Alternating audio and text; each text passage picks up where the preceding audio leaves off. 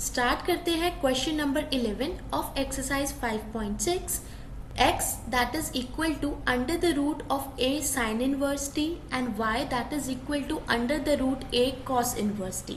ठीक है, इनको डिफ्रेंशिएट करने से पहले हमें इन फंक्शंस को थोड़ा सा रीराइट करना पड़ेगा. देखो, जैसे हम रूट x को हम लिख सकते हैं x की पावर में 1/2. ठीक है, दोनों एक ही बात है. तो इसको भी x फंक्शन को हम ऐसे ही लिखेंगे. a की पावर में साइन इनवर्स t है और इसका रूट था, तो रूट को हटा के हमने इसकी पावर लिख दी 1/2.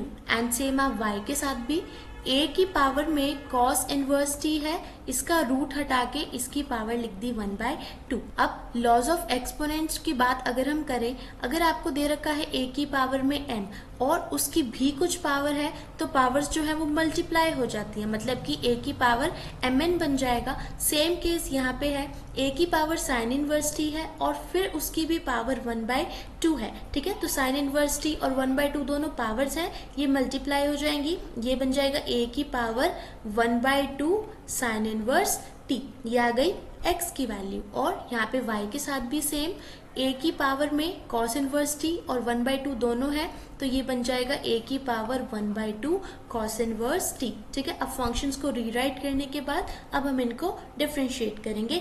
x और y दोनों ही t के फंक्शंस हैं, तो फाइंड आउट करेंगे यहाँ पे dx अपॉन में dt which is equal to d upon में dt of a raise to the power 1/2 sine inverse t. अब ये जो फंक्शन आपको दे रखा है ये a की पावर में fx की फॉर्म का है. ठीक है, fx जो है वो 1/2 साइन इनवर्स t है.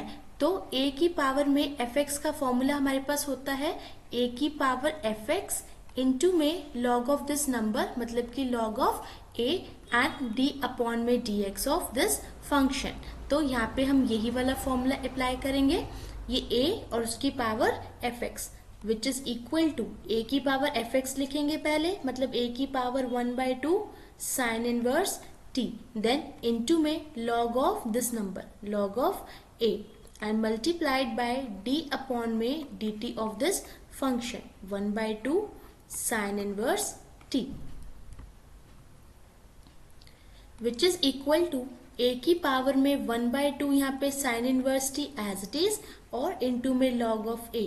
अब यहाँ पे देखो ये 1/2 जो है कांस्टेंट है, तो कांस्टेंट को निकाल लिया बाहर और इनटू में d अपॉन में dt of sine inverse t बच गया, which is equal to a की पावर में 1/2 साइन इनवर्स t यहाँ पे एज इट इज रहा, ये लॉग ऑफ a भी एज इट इज, इनटू में 1/2 और साइन इनवर्स t की जो डिफरेंशिएशन होती है that is 1 upon under the root 1 minus में एक्स स्क्वायर. ठीक है, तो ये आ गया हमारे पास dx अपॉन में dt.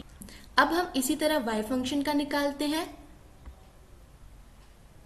तो dy अपॉन में dt निकालने के लिए हम सेम प्रोसेस अप्लाई करेंगे. यहाँ पे ये भी जो है a की पावर में fx का है, तो इसकी डिफरेंशिएशन हो जाएगी a की पावर fx इंटू में log of a and into में d अपॉन में dx ऑफ fx. ठीक है, यहाँ पे ये ध्यान रखना ये फंक्शन t में है, बट यहाँ पे जो फॉर्मूला है ये x में है, तो x और t में कंफ्यूज नहीं होना. यहाँ पे ये फॉर्मूला अप्लाई करेंगे, तो a की पावर में 1/2 cos इनवर्स t यहाँ पे एज इट इज रहा, इंटू में लॉग ऑफ a और इंटू में आपको डिफरेंशिएशन करनी है इस फंक्शन की 1/2 cos इनवर्स t की, which is equal to a raised to the power 1/2 cos inverse t into log of a.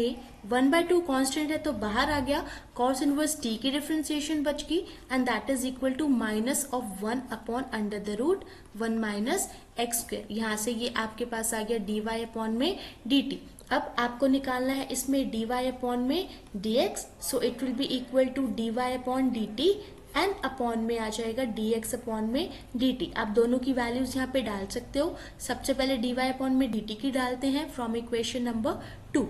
a raise to the power 1/2 cos inverse t into में log of a into में 1/2 and minus of 1 upon under the root 1 minus x square. इसकी value को as it is यहाँ पे डाल दिया. उसके बाद dx अपॉन में dt जो आपको फर्स्ट इक्वेशन से लेना है, इसकी वैल्यू ये रही. अब यहाँ पे ये दोनों ही वैल्यूज डालने के बाद जो टर्म्स कैंसिल हो रही है आप उनको कैंसिल कर सकते हो। जैसे यहाँ पे देखो log a से log a कैंसिल हो गया, 1/2 से 1/2 और 1/√1 माइनस एक्स स्क्वायर से ये नीचे वाली टर्म। ठीक है, ऊपर आपके पास बच गया एक माइनस का साइन बच रहा है और a वाली टर्म बच रही है, minus of a 1/2 cos inverse t, और डिनोमिनेटर में आपके पास बच रहा है a raise to the power 1/2 of sine inverse t। ठीक है, अब आपको इस क्वेश्चन में प्रूव करना था ये minus of y by x के इक्वल है। अब ये देखो कि a raise to the power 1/2 cos inverse t, जब हमने इस क्वेश्चन को स्टार्ट किया था तो हमने सबसे पहले फंक्शंस को थोड़ा सा रीराइट किया था।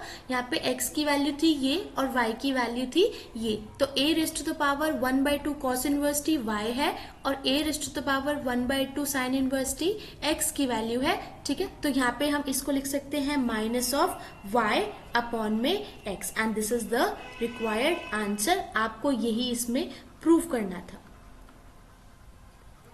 hence proved।